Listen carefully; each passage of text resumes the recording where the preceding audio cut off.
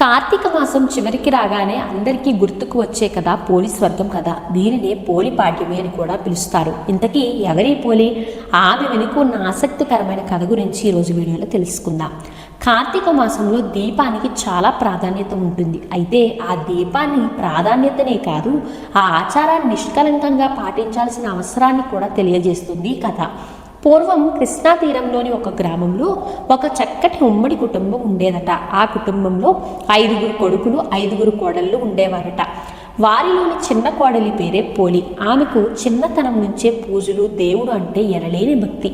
కానీ అదే భక్తి ఆమె అత్తగారికి నచ్చేది కాదట. తలలాంటి మహాభక్తురాలు వేరొకరు లేరని, ఆచారాలను పాటించే హక్కు ఆమెకే ఉందన్న అహంభావంతో ఉండేది అత్త. అందుకే కార్తీక మాసం రాగానే చిన్న కోడలిని కాదని మిగతా కోడలను వెంటబెట్టుకొని నదికి వెళ్ళి స్నానం చేసి దీపాలను వెలిగి తిరిగొచ్చేది అత్త. ఈలోగా కోడలు ఎక్కడ దీపం పెడుతుందోనన్న అనుమానంతో పూజకు అవసరమైన సామాగ్రి ఇంట్లో అందుబాటులో లేకుండా జాగ్రత్త పడి వెళ్ళేది. అయితే పోలి దీపం పెట్టకుండా అత్తగారు చేసిన ప్రయత్నాలు సాగలేదు. పెరట్లోని పత్తి చెట్టు నుంచి కాసింత పత్తిని తీసుకుని దానితో ఒత్తి చేసి కవ్వానికి ఉన్న వెన్నను దానికి రాసి దీపాన్ని వెలిగించేది పోలి. ఆ దీపం కూడా ఎవరికంటా పడకుండా దానిపై పుట్టను బోర్లించేది. ఇలా కార్తీక మాసమంతా నిర్విఘ్నంగా దీపాలను వెలిగించింది పోలి. చివరికి మార్గశిర అమావాస్య రోజు రానే వచ్చింది.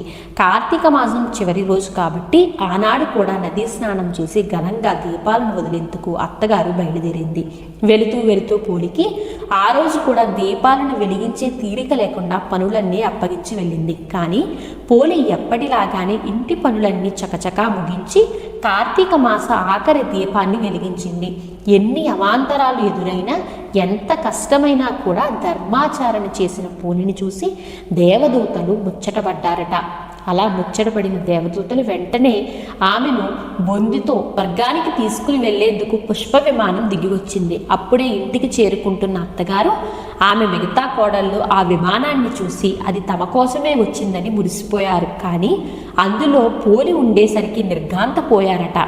ఎలాగైనా ఆమెతో పాటు తాము కూడా స్వర్గానికి వెళ్ళాలనుకునే ఆత్రంలో పోలి కాళ్ళు పట్టుకుని వేలాడే ప్రయత్నం చేసినా ప్రయోజనం లేకపోయింది. విమానంలోని దేవదూతలు పోలికి మాత్రమే స్వర్గానికి చేరుకునేంతక నిష్కలమైన మనస్సుందని చెబుతూ వారిని క్రిందకి దింపేశారు. ఈ నేపథ్యంలో తెలుగునాట మహిళలంతా పోలిని తలంచుకుంటూ అమావాస్య రోజు ఉదయాన్నే అరటి డొప్పలలో ఒత్తులను వెలిగించి నీటిలో వదులుతారు. ఇలా వదిలిన అరటి దీపాలను చూస్తూ పోలిని తలుచుకుంటారు. అందుకే ఈ కథకు పోలి స్వర్గం అని కథ వచ్చింది.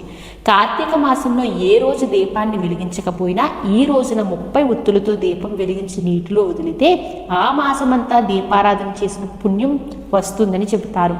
వీలైతే ఈ రోజున బ్రాహ్మణులకు దీపాన్ని లేదా స్వయం పాకాన్ని దానం చేస్తారు. తెలుగువారు ఇటు పోలిని అటు దీపాన్ని కూడా శ్రీ మహాలక్ష్మి రూపంగా భావిస్తుంటారు. కాబట్టి చాలామంది ఈ పోలి దీపాలను అమావాస్య రోజున కాకుండా మరునాడు వచ్చే పాడ్యమి రోజున వెలిగించుకుంటారు. అందుకే దీనిని పోలి పాడ్యమి అని కూడా పిలుస్తారు. ఇదే పోలి స్వర్గం యొక్క కథ.